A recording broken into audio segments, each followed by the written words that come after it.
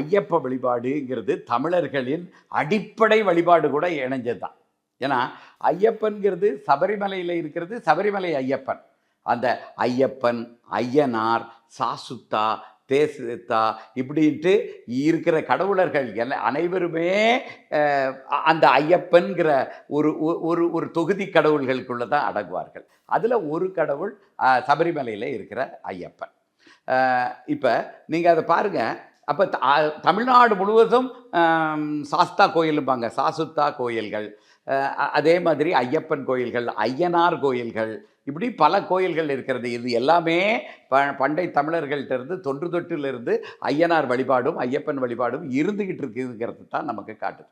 எது காவல் தெய்வங்களாக இருப்பார்கள். பெரும்பாலும் ஊர் எல்லையில் இருப்பாங்க, ஊரின் தெற்கு பக்கத்தில் இருப்பாங்க. இவங்கெல்லாம் ஊர் காவல் தெய்வங்களாக இருப்பார்கள். ஊருக்கு எந்த துன்பம் நிறைந்தாலும், துன்பங்கள் மானிடர்கள் உருவமாக வந்தாலும் சரி, அந்த காலத்தில் விலங்குகள் மூலமாக வந்தாலும் சரி, கொடிய நோய்கள் மூலமாக இருந்தாலும் சரி, திருடர்கள் அந்த மாதிரி எதுனாலும் அவர்கள் காவல் தெய்வமாக இருந்து நமக்கு பாதுகாப்பை நல்குவார்கள். கார்த்திபுரம், South India's biggest 200 acres township in Coimbatore. Premium commercial and residential plots.